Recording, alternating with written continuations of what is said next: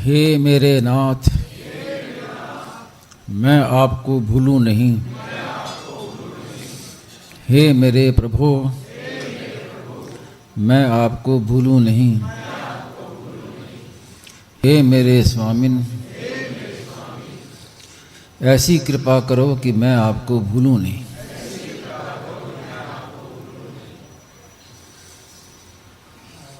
श्रीमन नारायण नारायण नारायण, श्रीमन नारायण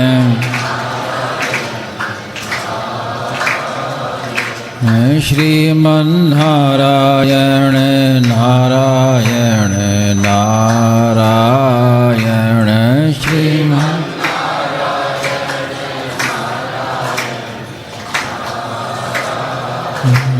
श्रीमन नारायण नारायण नारायण, श्रीमन नारायण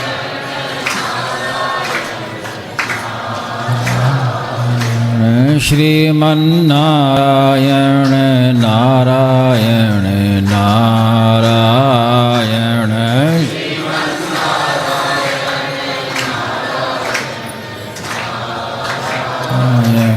श्रीमन नारायण नारायण नारायण, श्रीमन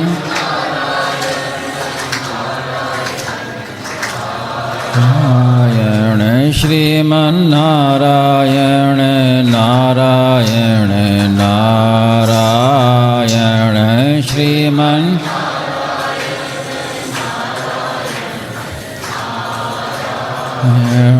श्रीमन नारायण नारायण नारायण, श्रीमन नारायण। सियावर रामचंद्र की जय, मोर मुकुट बंसी वाले की जय।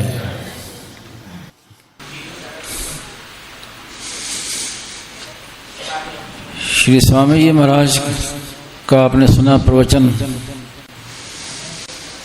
उसमें आरंभ में ही खास बात स्वामी महाराज ने कही कि हम यहाँ के रहने वाले नहीं हैं। हर समय ये जागृति रहनी चाहिए कि हम यहाँ रहने वाले नहीं हैं, हमें यहाँ से जाना है। जैसे वृंदावन में आए, सत्संग कर रहे हैं, अपना भोजन आदि करना, विश्राम करना, घूमना फिरना सब कुछ करते हैं, लेकिन भीतर में भाव ये रहता है कि हम यहाँ रहने वाले नहीं हैं, हमें अपने घर जाना है। वृंदावन में तो हम आए हैं, तो यही जो वृत्ति है, यही वृत्ति घर में रहनी चाहिए जहाँ आप रहते हैं, कि हम यहाँ तो आए हैं, जाना है यहाँ से। और सच्ची बात है, इसका आप कोई खंडन नहीं कर सकता। किसी में इतनी ताकत नहीं है कि इस बात का खंडन करते। जहाँ आप रह रहे हैं वहाँ आप विचार कीजिए, क्या सदा रहेंगे?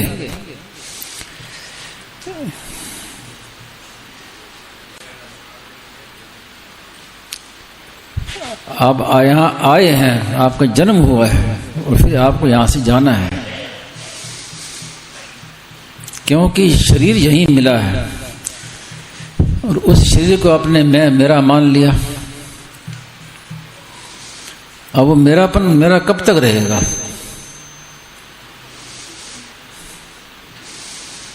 तो इसलिए स्वामी जी महाराज ने खास जोर दिया है कि ये तो सेवा करने के लिए मिला है हमें। शरीर संसार का अंश है, तो शरीर और संसार दोनों अपने नहीं है, दोनों की सेवा करनी है। सेवा का अर्थ उनका हित करना है, उनको सुख पहुंचाना है, उनको कुमार्ग से हटाकर सन्मार्ग पर लगाना है। और अपने हैं भगवान, उनको याद करना है।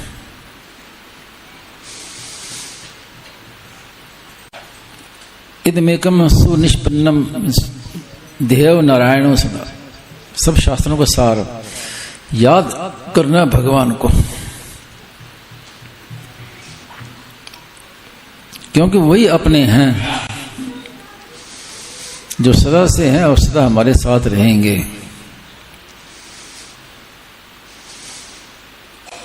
संसार में हम क्यों फंसे हैं? इतना पुस्तकें पढ़ते हैं, सत्संग करते हैं, सब करते हैं, फिर भी संसार में मोह है, आसक्ति है। कारण क्या है? लेने की इच्छा, सुख की इच्छा। ये सुख की इच्छा ही महान बंधन कारक है और हर एक के जीवन का अनुभव है। आप अपने अपने खुद विचार करें, केवल मेरी बातों को सुन के नहीं, खुद विचार करें कि आप जब से जन्म लिया आपने, तब से आप सुख की खोज में लगे हैं कि सुख मिले, सुख मिले। तो क्या अब तक सुख मिल गया? जो जवान हैं, युवा हैं, वो सोच लें, जो वृद्ध हैं वो सोच लें। बचपना बीत गया, क्या सुख मिल गया? जवानी बीत गई, क्या सुख मिल गया? अगर सुख मिल गया होता तो फिर सुख की इच्छा समाप्त हो गई होती। तो ये जो वहम है ना कि सुख मिलेगा, अब सुख मिलेगा, इस वहम में ही पूरा जीवन बर्बाद हो जाता है, मृत्यु आ जाती है, अंतकाल आ जाता है।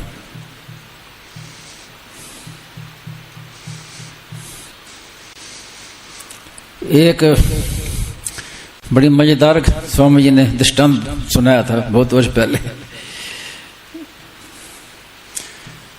धोबी के घर थे तो हर घर में गधा होता है बांधा हुआ। तो एक धोबी अपने गधे को खूब मारता,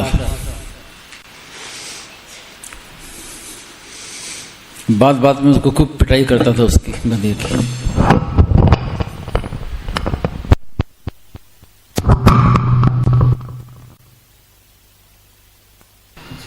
तो पड़ोस में रहने वाले गधे आपस में जब मिले तो उसके पड़ोस में गधे ने उसको कहा कि भी तेरा मालिक तुझे इतना मारता है, पीटता है, तू भाग क्यों नहीं जाता? भाग जा, कौन कौन पकड़ने वाला तुझे? गधा अगर भाग जाए तो कौन पकड़ेगा? क्यों टिका हुआ यहाँ पर? भाग जाए यहाँ से। बोला भाई ऐसी बात है कि मेरे मालिक की एक जवान बेटी है, तो वो नालायक है, पढ़ती नहीं है, पढ़ने में बहुत। तो उसके बाप उसको डांटता है, तो उसको कहता है कि तेरी ना शादी ना गधे से कराऊंगा मैं।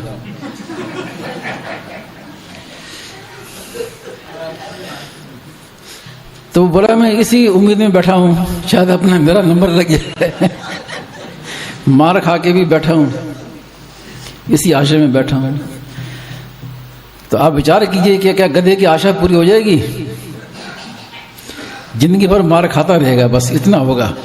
आशा कभी पूरी होने वाली है नहीं। वही दशा हमारी है। हम कहते हैं अब सुख मिल जाएगा, अब सुख मिल जाएगा, इसी आशा में बैठे हैं।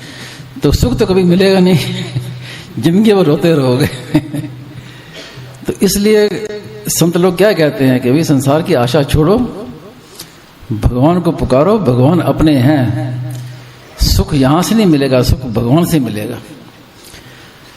संसार में सुख दिखता है लेकिन मिलता नहीं है, मिलता भगवान में। जिसको कछु नहीं चाहिए सो शाहनपति शाह, जिसको कुछ नहीं चाहिए वो राजाओं का राजा है, महान महान सुखी है। तो आशा ही परमम दुखम, आशा ही परम दुख है। और इसी आशा में हम बैठे हैं। तो आप विचार कीजिए, आप सत्संगी हैं, विवेकवान हैं, समझदार हैं, तो अब तक तो जीवन जितना बीत गया आपने अनुभव तो कर लिया, उसका नमूना देख लिया आपने कि संसार में सुख नहीं है।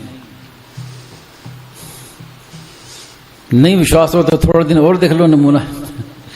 तो सुख मिलेगा नहीं, दुख मिलेगा। संसार का जो सुख भी मिलता है ना, जो आप कहते हैं सुख सुख मिल गया, तो वास्तव में वो सुख नहीं है, उसमें दुख मिश्रित है, दुख साथ में मिला हुआ है।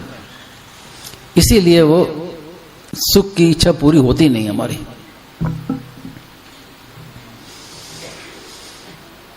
कोई वस्तु का मन में विचार होता है कि अमुक वस्तु मिल जाएगी, अमुक व्यक्ति मिल जाएगा तो मुझे बड़ा सुख मिल जाएगा, लेकिन जब वो वस्तु या व्यक्ति मिलता है तो सुख गायब हो जाता है।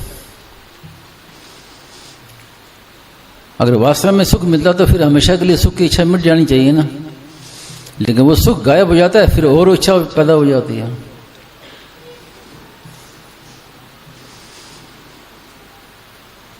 तो इसलिए खास जो स्वामी जी महाराज ने क्या बताया कि भी हर समय भगवान का नाम का जप करो और भगवान को अपना मानो। ये चीज है खास, सुख का मार्ग यही है। संसार से इच्छा छोड़ दो, आशा छोड़ दो, अपना कर्तव्य पूरा कर दो। जिस माँ बाप के यहाँ हमने जन्म लिया है उस माँ बाप का हमारे पर ऋण है, ऋण।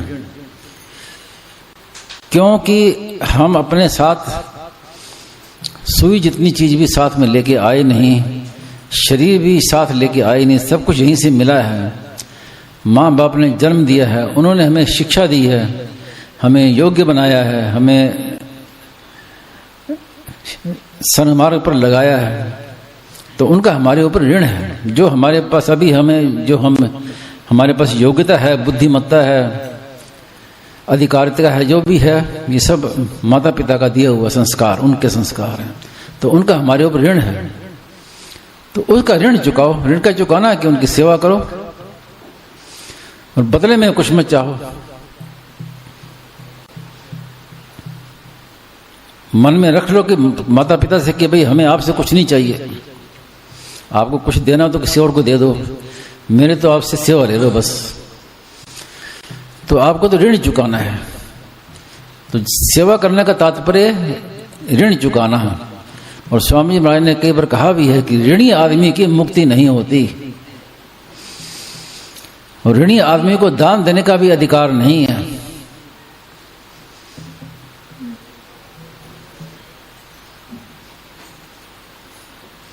तो संसार की सेवा करके संसार का ऋण चुका दिया और भगवान को याद करके भगवान का ऋण चुका दिया।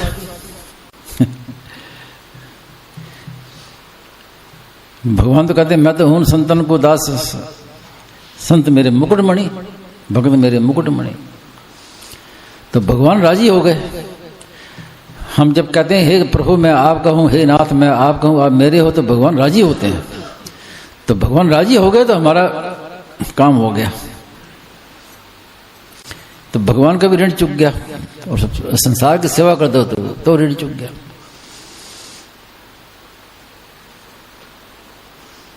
और सेवा के विषय में भी अगर आप कहें कि हमारे में सामर्थ्य नहीं है, सेवा कैसे करें, वे किसी को दुख मत दो, ये सबसे बड़ी सेवा है। हमारे पास योग्यता नहीं है, हम कुछ दे नहीं सकते किसी को, तो कम से कम किसी को दुख मत दो। और सेवा वास्तव में क्रिया नहीं है, सेवा भाव है। ऐसा नहीं कि हम किसी के पैर दबाएंगे या किसी को पैसा देंगे तब सेवा होगी। वो सुखी हो जाए। सर्वे भवन्तु सुखिनः सर्वे सन्तु निरामयाः सर्वे भद्राणि पश्यन्तु मां कश्चित् दुःख भाग् भवेत्। हमारा भाव हो जाए कि सब के सब सुखी हो जाएं। और इसमें भी एक मार्मिक बात स्वामी जी महाराज ने बताई। चाहे आप एकांत में हिमालय में बैठे हैं, अगर आपने अपना कल्याण कर लिया, आपने मुक्ति प्राप्त कर ली, आपने भगवान की प्राप्ति कर ली, तो आपके द्वारा पूरे विश्व की सेवा हो गई। इससे बढ़कर कोई सेवा नहीं है। आप अपना कल्याण कर लें, इससे बढ़कर संसार की कोई सेवा नहीं है। आपका रहने मात्र से दुनिया को लाभ होता है। कोई संत महात्मा भगवत प्राप्त महापुरुष अगर हिमालय में बैठा है तो उसका तो ये नहीं है कि हिमालय में बैठा उससे कुछ लाभ नहीं दुनिया को, वो पूरी दुनिया की सेवा कर रहा है। वो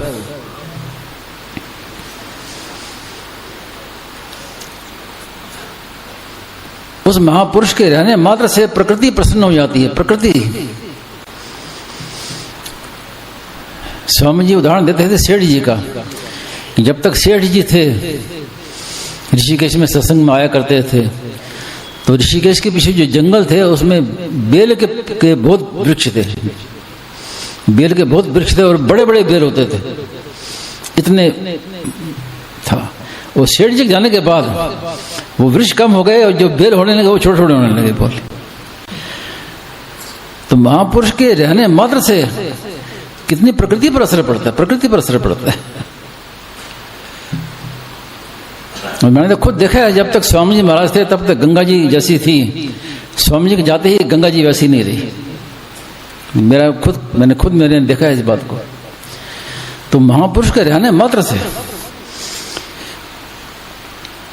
कई प्रकार के महापुरुष होते हैं। जैसे स्वामी जी महाराज थे, उन्होंने जगह जगह खुद घूम घूम के लोगों को भगवान में लगाया। किसी ने कहा महाराज जी से कि संत लोग तो जंगल में बैठते थे, एकांत में बैठते थे, और लोग उनके पास जाते थे, संतों के पास जाते थे। संत थोड़ी घूमते थे, लोग संतों के पास जाते थे। तो स्वामी महाराज बोले कि जब रोग कम होते हैं ना, रोगी आदमी खुद डॉक्टर के पास जाता है, लेकिन जब महामारी फैल जाए तो डॉक्टर खुद घर घर जाके इलाज करता है लोगों का। तो स्वामी ने खुद जीवन भर कितना घूमे, जगह जगह गांव गांव में लोगों को लगाया भगवान में।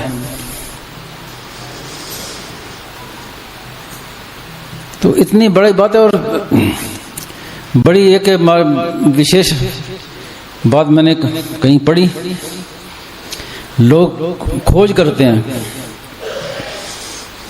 प्राय जो साधक होता है जब साधना में लगता है तो खोज करता है कि कोई गुरु मिल जाए, कोई महात्मा मिल जाए, गुरु मिल जाए। तो उन्होंने, संत ने बड़ी अच्छी बात कही कि आपको चिंता करने की जरूरत नहीं है गुरु की, गुरु आपकी खोज कर रहा है, गुरु खुद आपके पास आएगा, वो खोज कर रहा है गुरु। हम कहते हैं कि हम गुरु की खोज करें, उनको जरूरत नहीं खोज करने की, गुरु तो आपकी खोज पहले से कर रहा है। आप पहले तैयार तो हो जाओ, लग तो जाओ इस मार्ग में। तो गुरु वास्तव में क्या है? गुरु तत्व है, भगवान गुरु है। गुरु तत्व क्या है? भगवान। वो भगवान किसी भी रूप से जब उपदेश देते हैं तो वो हमारा वही गुरु तत्व है। गुरु तत्व हमारा ये पूरी जिज्ञासु के लिए पूरी पृथ्वी ही गुरु है, पूरी प्रकृति गुरु है जिज्ञासु के लिए। उसका समाधान कहीं से कहीं ना समाधान कर देंगे भगवान, क्योंकि गुरु तत्व सर्वव्यापी है। जैसे भगवान भी सर्वव्यापी है, गुरु तत्व भी सर्वव्यापी है। कृष्ण वंदे जगत गुरु। तो आप किसी को खोज करने की जरूरत नहीं है, आप खुद भगवान में लग जाओ। दो ही बातें भाई, जो सामने आ जाए सेवा कर दो, कम से कम मेरे द्वारा किसी को दुख ना हो, मेरे द्वारा किसी को कष्ट ना हो, बस इतना कर लो। और हर समय भगवान को याद करो और नाम जप करो, नाम जप और भगवान को याद। हे नाथ मैं आपको भूलूं नहीं, प्रार्थना करो, तो सब कुछ हो जाएगा। कोई बड़े बड़े साधना करने की जरूरत नहीं है, समाधि लगाने की जरूरत नहीं है, कहीं इधर उधर भटकने की जरूरत नहीं है। ये दो बातें पकड़ लें तो जहां आप बैठे हैं वहीं के वहीं आपको तत्व की प्राप्ति हो जाएगी। कारण क्या है? मूल में सिद्धांत क्या है कि जहां आप हैं वहां पूरे के पूरे भगवान हैं।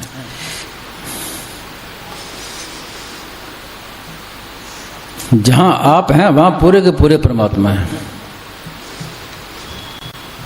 जो कहते हैं कि हम घर से निकल के जाएं, जंगलों में जाएं, कहीं जाएं बाहर भगवान की खोज करने के लिए,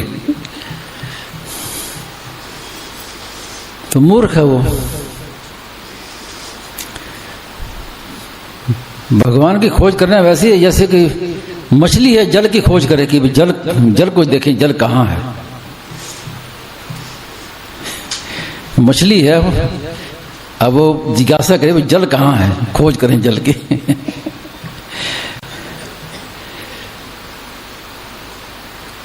कोई अपने घर में बैठा है और घर में बैठे हुए अपने घर को ढूंढ रहे हैं, ये है परमात्मा की प्राप्ति।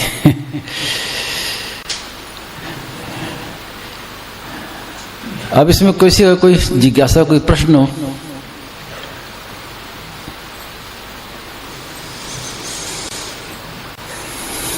हो गया? नारायण नारायण नारायण नारायण।